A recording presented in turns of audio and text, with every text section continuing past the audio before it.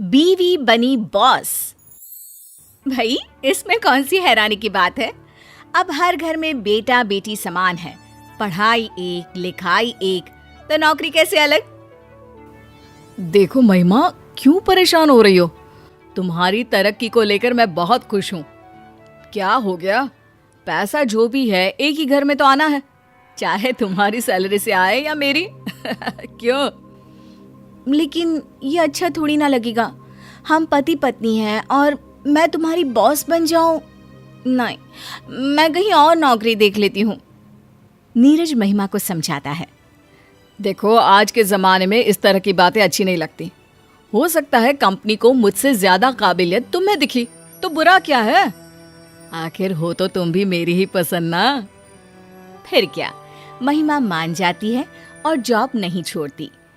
लेकिन क्या जैसा दिख रहा है वैसा होता भी है? आइए देखिए। मुझे ऐसा लगता है कि कंपनी का ये गलत फैसला है, इससे कंपनी को नुकसान होगा। हाँ, मुझे भी नीरज की बात सही लग रही है सर। हम लोगों को ये कदम नहीं उठाना चाहिए, नहीं तो कंपनी को भारी नुकसान होगा। ठीक है, तो मैं इस पेपर पर साइन नहीं करता हूँ। रुकिए सर, ये तो सरासर गलत है कि आप डर के मारे किसी नए काम में हाथ ही ना डालें। वैसे भी सर, अगर हम इस कंपनी के साथ जाते हैं तो खोने के लिए हमारी कंपनी के पास कुछ भी नहीं है, लेकिन पाने के लिए क्या है ये शायद नीरज जी नहीं जानते। हाँ, बिल्कुल सही कहा महिमा। मुझे गर्व है महिमा पर, उसके डिसीजंस हमेशा शानदार होते हैं। तभी तो बेटा मैंने आपको आपके डिपार्टमेंट का हेड बनाया है। नीरज और राकेश, सीखना चाहिए तुम्हें महिमा से कुछ। बॉस उठकर चले जाते हैं। आप दोनों मिलकर कंपनी के डीलिंग पेपर तैयार कर लीजिए और सर से साइन करवाने से पहले मुझसे चेक करवा लीजिएगा, ठीक है? महिमा पूरे रौब के साथ ऑफिस में पति को ऑर्डर देती है और वहां से चली जाती है। नीरज को काफी शर्म सी महसूस होती है। वो सोचता है कि वो क्या करे। तभी राकेश बोलने लगता है। अरे यार, तेरी बीवी नहीं होती ना तो बताता। समझती क्या है खुद को, नई नई बॉस बनी है तो ऐंठ रही है। हाँ, पता नहीं क्या हो गया। कल रात तक तो बोल रही थी कि तुम्हारी बॉस बनने से अच्छा है कि नौकरी छोड़ दूं, और आज? दोनों बात कर रहे थे कि चपरासी आ जाता है। भाई मुश्किल है, बीवी को बॉस देखना।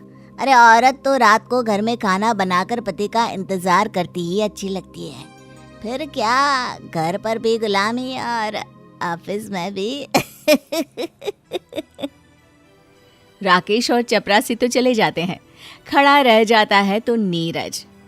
बात तो सच है, ये क्या बात हुई? आज ही महिमा से बात करनी होगी। शाम को दोनों घर जाते हैं। घर पर उन्हें दिखते हैं महिमा के माता पिता। अरे मम्मी पापा, आप दोनों कैसे आना हुआ? अरे हमने कहा बेटी और दामाद के घर जाकर रह ले थोड़ा। अब कोई ये तो कहने वाला नहीं होगा ना कि दामाद का खा रहे हैं। अरे हम तो शान से बोल सकते हैं कि हमारा दामाद भी हमारी बेटी का। गरिमा माँ को बीच में ही रोक देती है। माँ, मैं भले ही नीरज की सीनियर हूँ, लेकिन फैसला कंपनी में और घर में दोनों जगह ही नीरज का ही चलता है। नीरज महिमा की तरफ हैरानी से देखता है।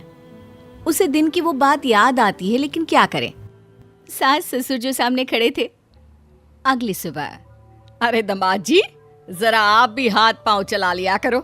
बच्ची है, सुबह से लगी है, काम तो आपसे ज्यादा ही करती है, कमाती भी अच्छा है ना। माँ, मुझे काम करना नहीं आता और महिमा मुझे काम करने भी नहीं देती। भाई महिमा की माँ, सीखो महिमा से। पति कम कमाता है फिर भी काम करना नहीं देती।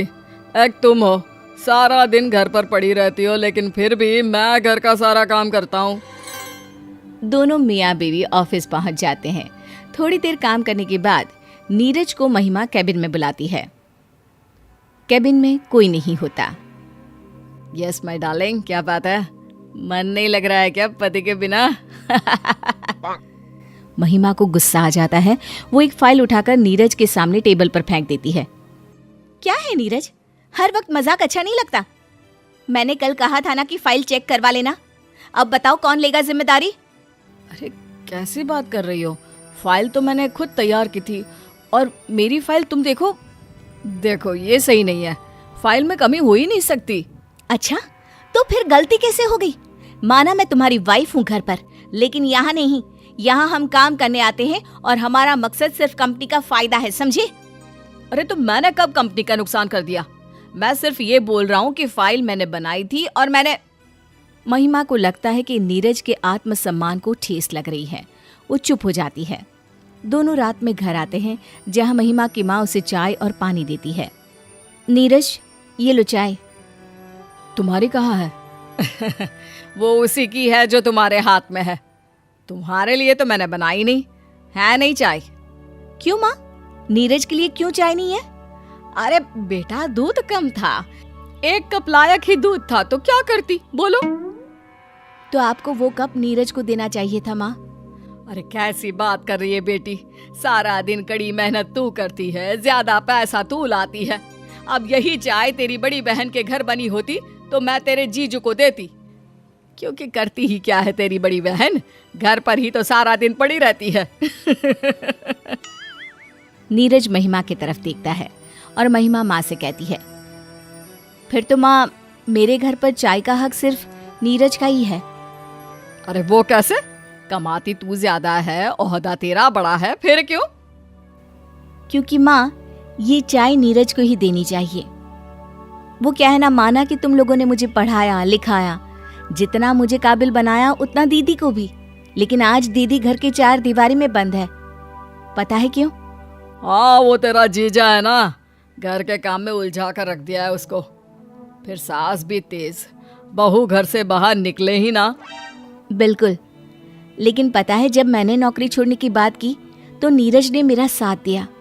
उन्होंने कहा कि आज के समय में सभी को जीवन जीने का बराबरी का हक है।